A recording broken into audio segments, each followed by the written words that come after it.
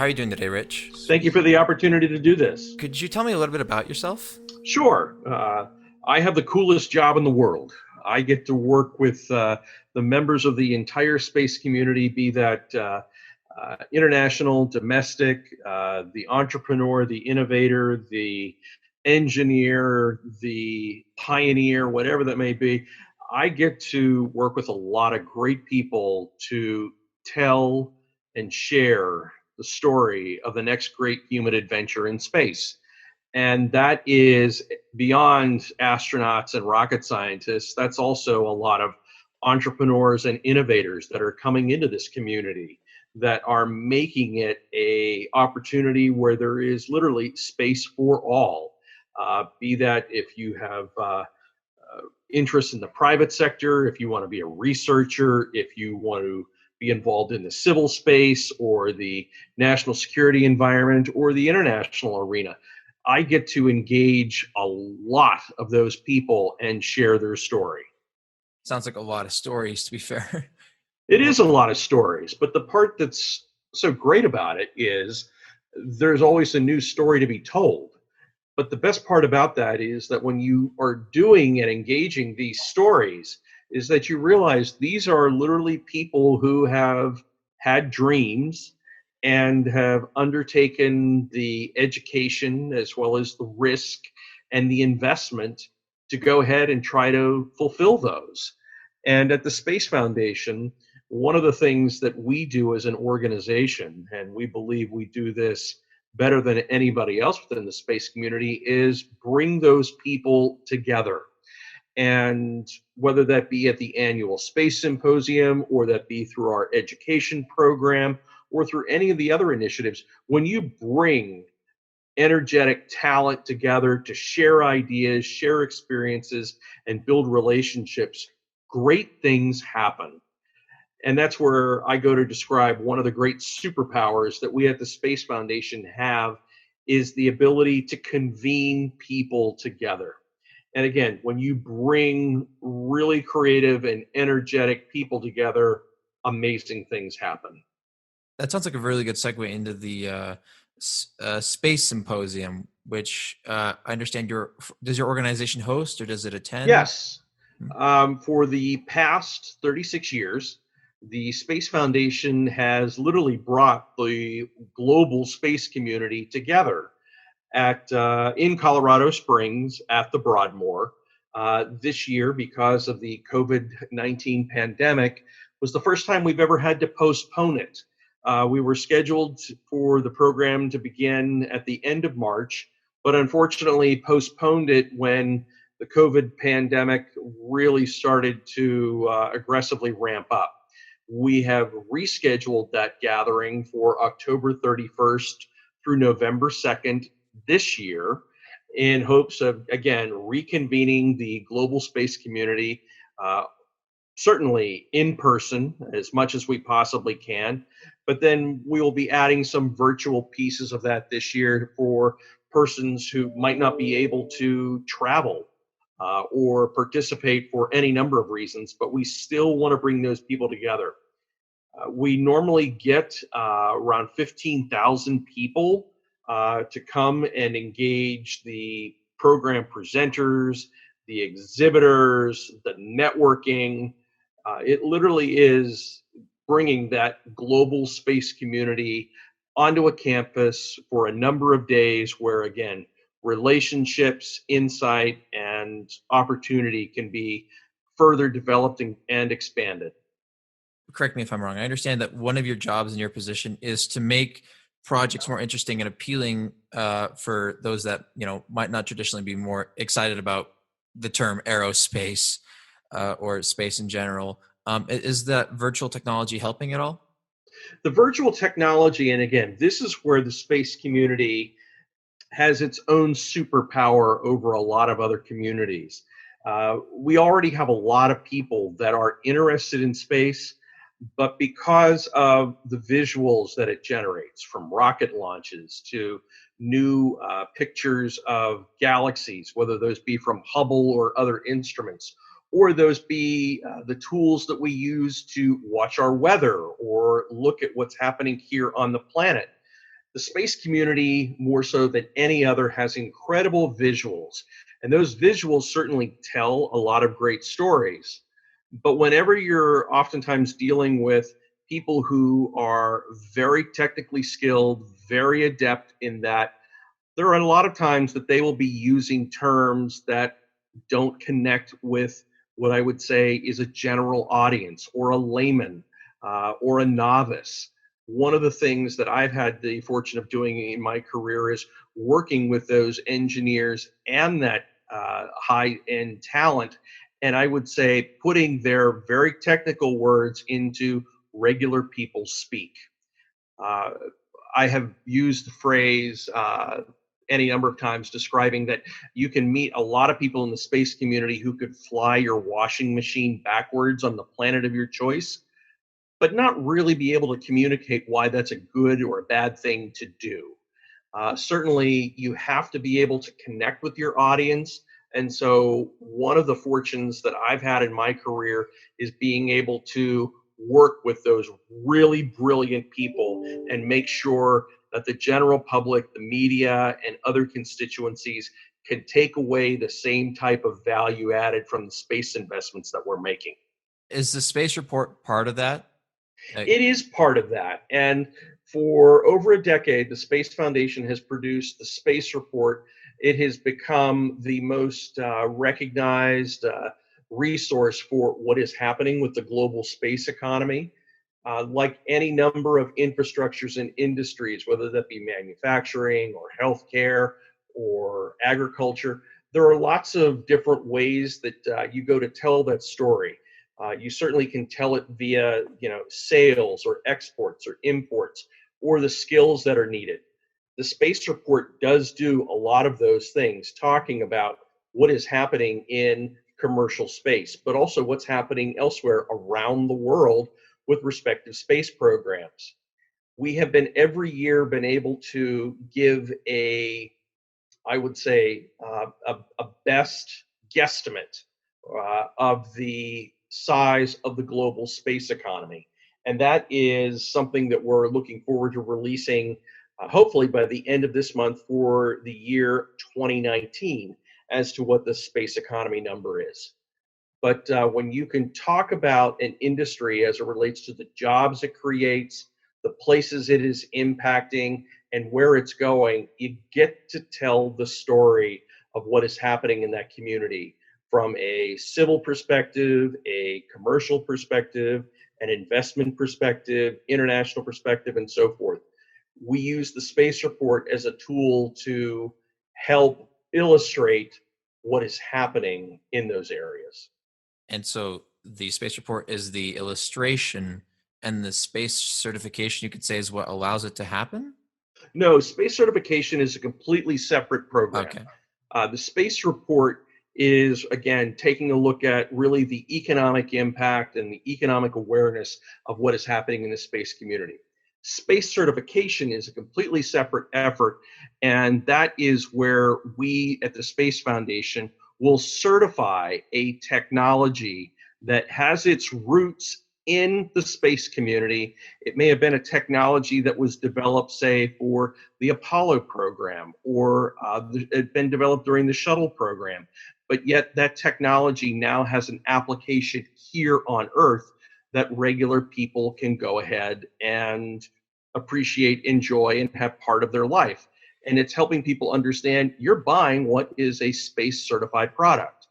For instance, heat sheets is if you have any friends that participate in marathons, you will oftentimes see runners as they cross the finish line, you'll see them issue what is basically sort of a foil wrap or a foil blanket.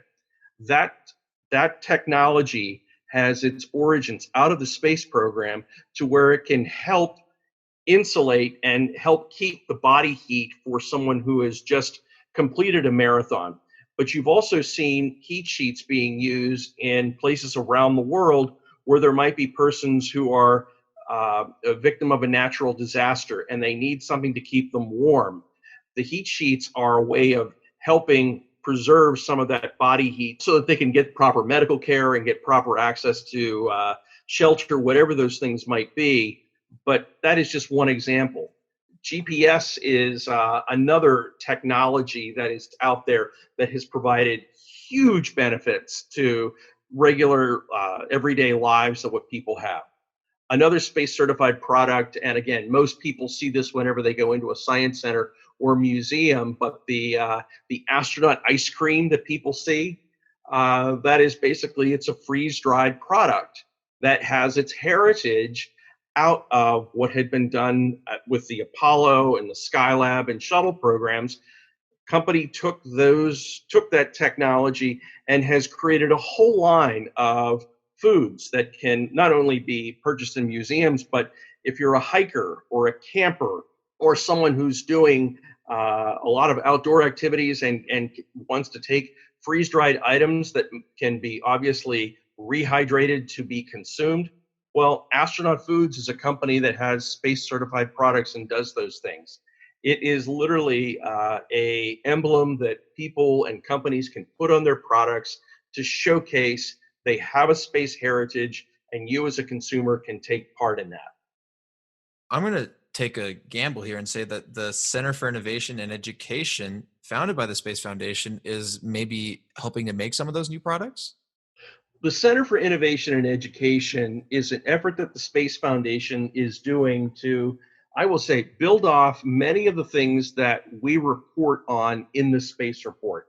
The Center for Innovation and Education is about driving workforce development and economic opportunity. We know with a multi-billion-dollar space economy that there are forecasts and obviously tremendous aspirations to see that economy become a $1 trillion global economy.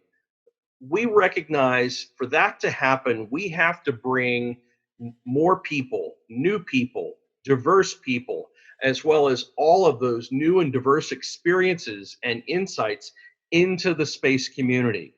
We, as the Space Foundation, are looking to convene with partners and investors and other organizations that can help us literally from the first time a student is interested in space at a very young age to a worker who may be looking for a new career that might want to be reskilled and be part of building small sats or ground stations or any number of different types of things. We are looking to create a center of gravity for where innovation and education can come together and build that current and emerging generation of talent to do all of those activities. So essentially, the Center for Innovation and Education makes the people who will then make the things that will get space Right. certification. Okay. It is, well, it's space certification, but be able to create new jobs, new opportunity, new training, reskilling. It is a construct that we at the Space Foundation can uniquely do in bringing together public and private sector partners to be at a table to help expand the talent pool. This effort really helped bloom out of a grant that we received 2 years ago from the Commerce Department's Minority Business Development Agency. And we did a series of workshops around the United States to try to bring more diversity into the space industry. All of us have seen the shots of the Apollo program, and you see a lot of white males that were there. There are very few women, and there are very few people of color. Well, the space community is no longer, nor should it be anymore, a domain of just white men or white people. There is incredible talent and innovation that is out there that needs to be welcomed and needs to be engaged to be brought into the community. We see it as a convener and as a steward of the space community, a role and a responsibility that we help lead the diversification of the space community. We think and we believe that there is space for everyone. Be you an entrepreneur, be you a innovator, be you someone who works in a military or national security environment, there is space for everybody because literally everything in our life today and every infrastructure on this planet is engaged and touched by space. And if you don't have the capacity and the people who can keep our connectivity with space happening, well, it's going to adversely impact not only lives here on Earth, but the economic potential of this country and every other nation out there. We have to build capacity with more people, more diversity, and more talent if we are going to reach the $1 trillion economy and more. Are there, so I know you just said you wanted to open up space for everybody. For people that are younger, like myself, that are not, that are still in the midst of finishing their degrees, is there any particular field or path that you see them following that maybe that your organization has helped to set up? Or is it just, or is the goal just make it as open as possible for everyone? It is about making it as open as possible. Certainly, the STEM degrees, science, technology, engineering, and mathematics, those will always have a edge as to being able to design and fashion the instruments that provide communications or imagery or whatever those things are. But we also need talent that works in marketing and works in investment and works in business and entrepreneurship development. uh, no one goes to space alone. It requires a team of talent to come together, which is why there are so many more opportunities today in the space community than there were in a generation before it. When you see the growth of the commercial companies that are going into this arena, it is exciting because they're bringing creative capital to the arena that before may not have been challenged the way it is today.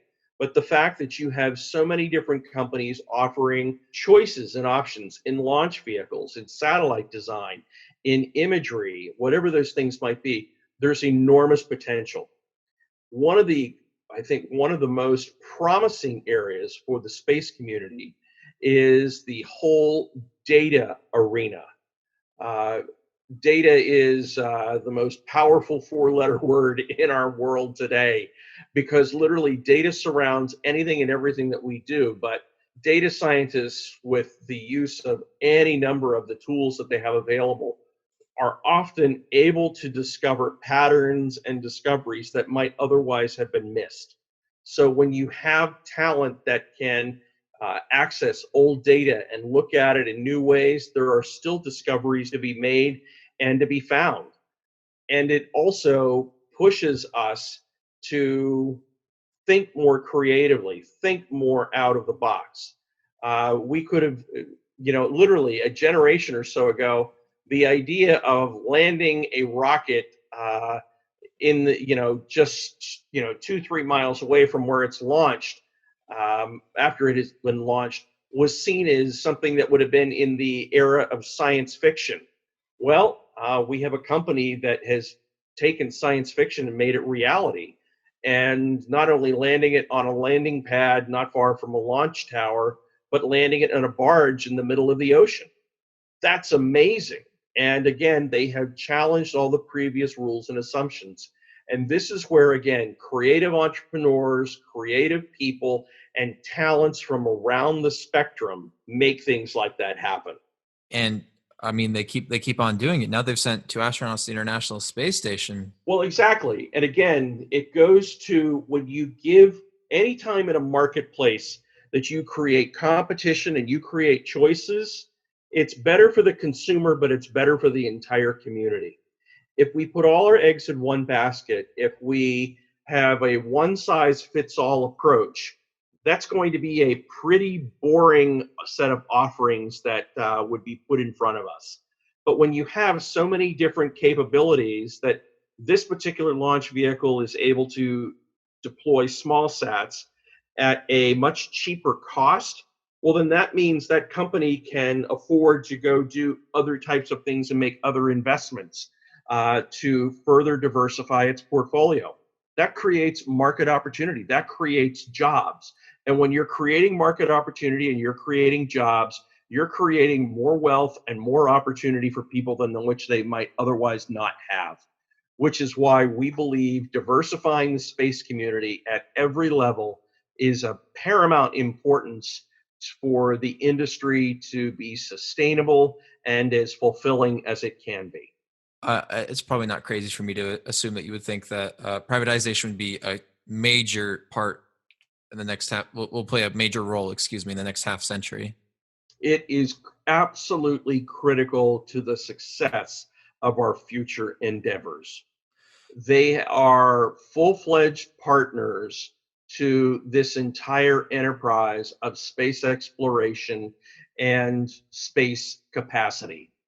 And when you see the companies that have been driving us in that arena, it is inspiring, it's exciting.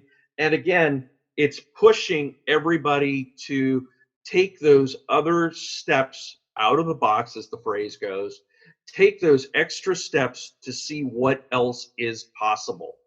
And again, not every one of those launches or every one of those ventures has succeeded, but every one of them has been successful in transmitting lessons that can be built upon that, again, we might not otherwise have. This is where the risk taking and the risk behavior, the risk enabled behavior that an entrepreneur is willing to take on is tremendously important. And anything you go to do in space obviously involves risk. It is an absolutely hostile environment. It is one of the most challenging of which to get in and stay in. And you have to be able to have the skills across the board that can mitigate risk, that can balance those risks, and prepare those risks so that an enterprise, be it a government institution, a commercial enterprise, whomever they might be, can be successful.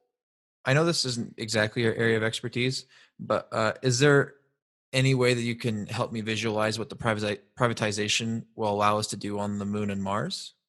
Oh, I don't think that that is outside of any realm of possibility. I think that is a very real possibility. I think when you take a look at the various options that have been put in front of the American public as to how Blue Origin is, how their vehicle might look on Mars, or how SpaceX and how their vehicle might look on Mars. I think you can already see how private enterprise is looking at how space tourism might be done, but how other resources might be able to be mined or accessed from, be that the moon, be that Mars, be that whatever. You're having people, and this is where, again, it's the balance between science fiction and science reality. You have people that go to take science fiction and want to make it reality. And the excitement is where you see the private sector enterprise companies that are putting real capital, real investment, real dollars, real careers, and real reputations on the line to go ahead and try to do these things. Now, we know from full capitalism perspective, not every company who makes that investment or makes that effort succeeds. But we all benefit when those companies step forward to put forward their idea, their opportunity, and their risk to make something like that happen. This is where, again, I think history is a wonderful teacher to us, that when you see how this country was colonized, as to the Virginia Company out of England, and how that company sponsored crews and people to come over here to a new world to explore and tap those resources. Now, again, that is a very checkered history. There is a lot that is inspiring, and there's a lot that is heartbreaking about what those endeavors did. But those are powerful examples of which we can learn from on how we can access resources, utilize people and talent to its best, respecting and caring for people at all levels in those ventures. Those are things that we can all draw upon. But you will not have success in the exploration of space without the private sector. They are critically important to it.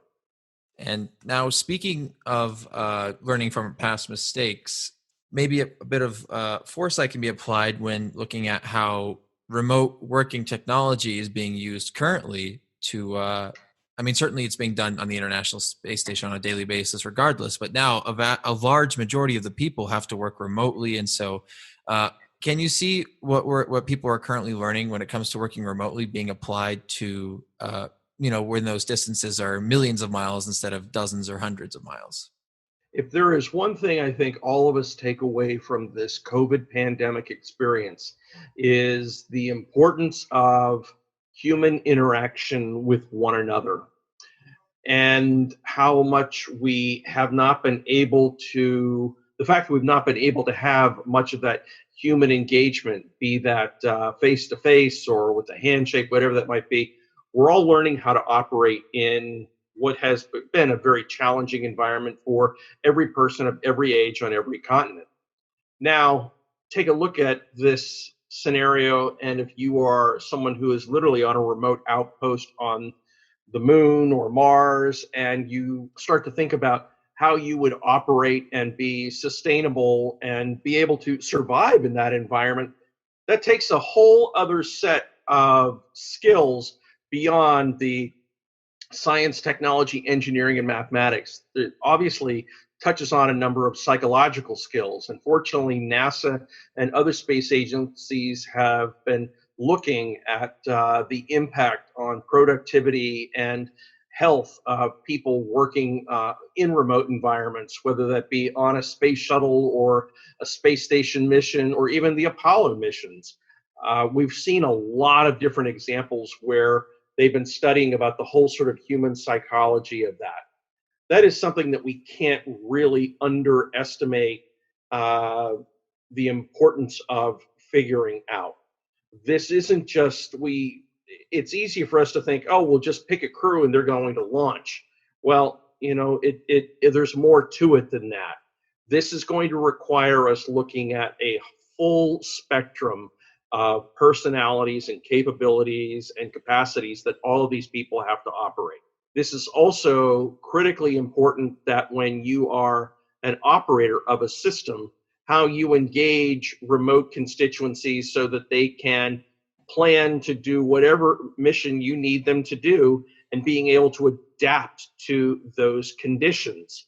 And that is where you've seen a lot of different companies struggle, and some have struggled better than others on how they have been able to adapt to this environment.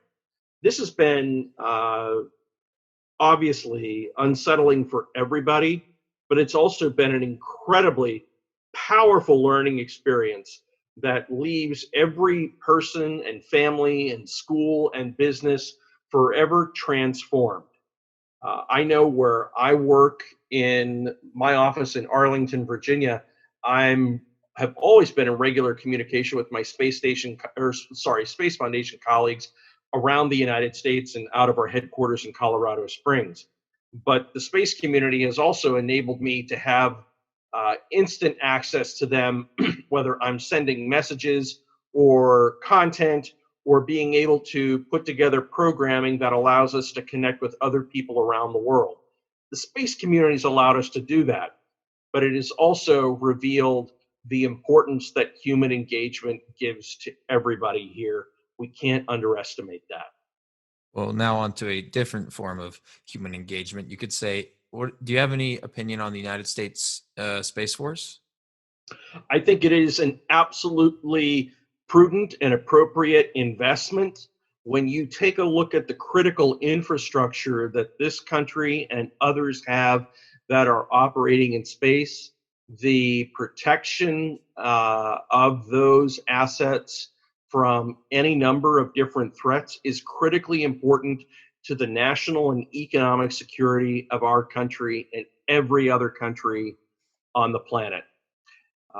Those assets, be they communication satellites, weather satellites, whatever they may be, are literally extenuations of our capacity to allow life to continue here on this planet. It allows our economies to function. It allows critical functions, be that communications or telemedicine or GPS tracking, whatever that might be. It allows all those things to happen. And if any of those pieces is taken away, that is a series of cascading dominoes that no country and no community wants to experience. So the investments that the administration and the Congress have made in the Defense Department to having something like this is an appropriate. It's an appropriate investment in the current and long-term security of our way of life, but our also way of connecting with the world and all the countries around us. Do you expect any major changes to occur to the Outer Space Treaty, um, especially as we I colonize think further out? what you look at with the Outer Space Treaty is that as more technologies and more enterprises go to enter into space, you're going to have more and more nuances that are going to have to be explored about how commerce is done, how civilization is extended to or to remote locations beyond the Earth, be that the moon or Mars or someplace else. You've got a whole lot of other societal factors that are going to have to be addressed via treaties, via practice, via protocols. And this is where, again, the 20 years that we've been operating with the International Space Station gives us sort of a platform to start to see how we can work together in space with different cultures and different communities and different languages and different perspectives. Those things will only become more challenging the bigger the projects get and the bigger the missions become, which is why when you look at this, the Outer Space Treaty, I expect that over time, particularly when it comes to accessing resources, mining those resources, bringing those things back to the planet, and having people going and living off of the planet, I expect that you're going to see lots of changes and additions being made to that Outer Space Treaty. We as Americans think in an American mindset, but the Russians think in their mindset, and the Brits think in their mindset. And if you're going to have a multinational mission, you're going to have to figure out a balance between those perspectives so that we can work cooperatively and complete our mission without infringing upon the other. Do you see the possibility of Mars being an independent state then? And could you take a guess at its structure?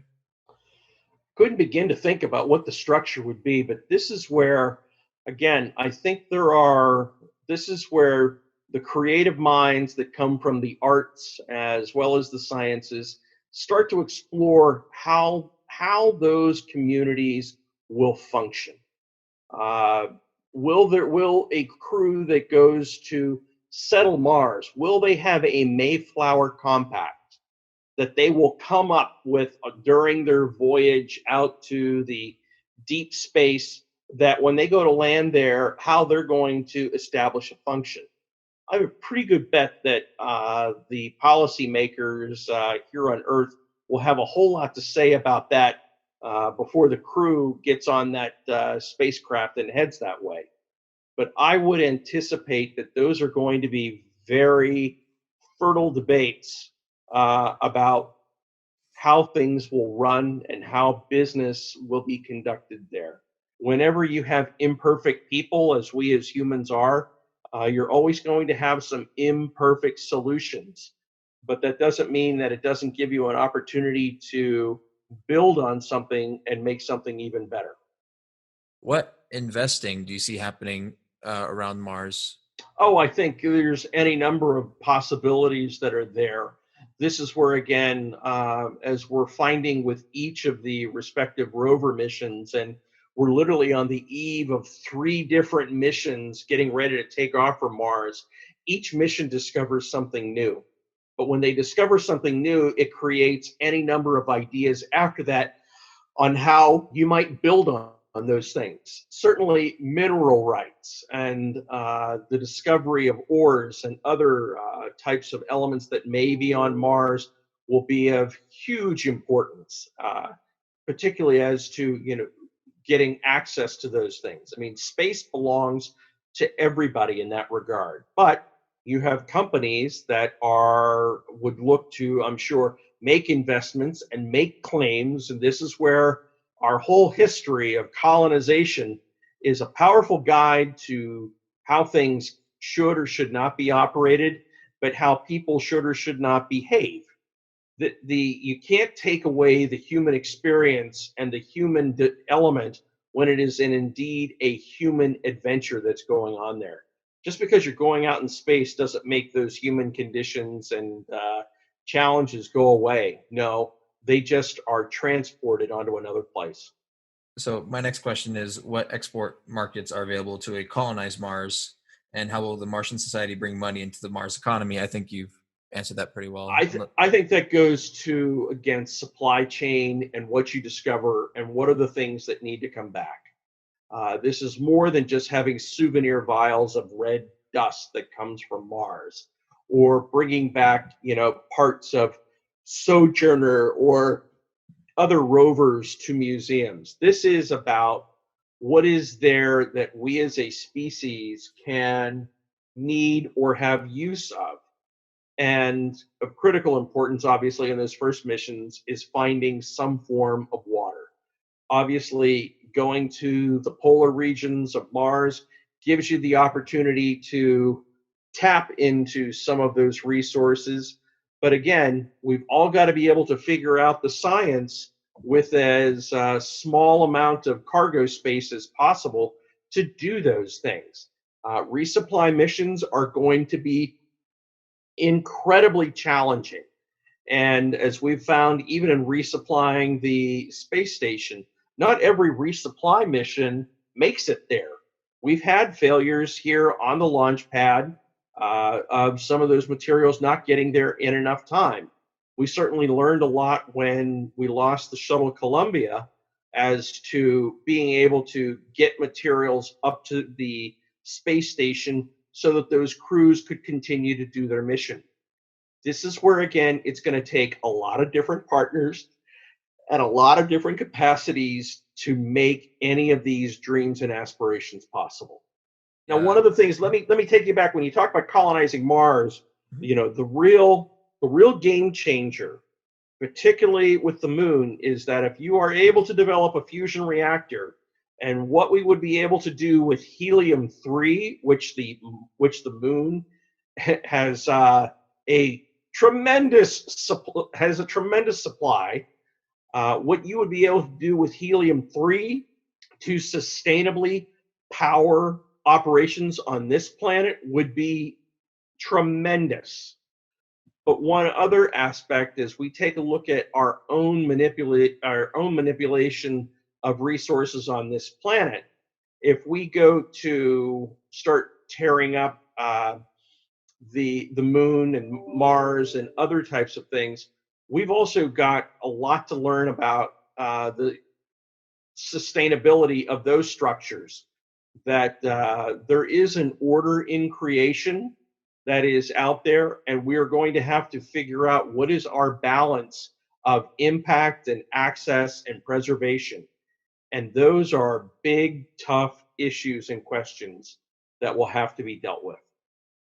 Isn't that the catch-22 is there needs to be development in space in order for there to be investment in it, but there won't be any investment in space without the development occurring? They need each other. And that's where, again, it is critically important that we build partnerships of respect, of collaboration, and capacity to make these things happen.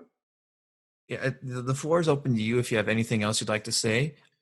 Well, I am happy to contribute and share my experience. Again, I have been very fortunate and very blessed to work with a lot of different people that can help us, that have done some really amazing things, and to work with them, be in their midst, and help them get to the next great thing. One of the great joys I have is being able to chronicle and share that story. Thank you, Felix. Of course. Thank you.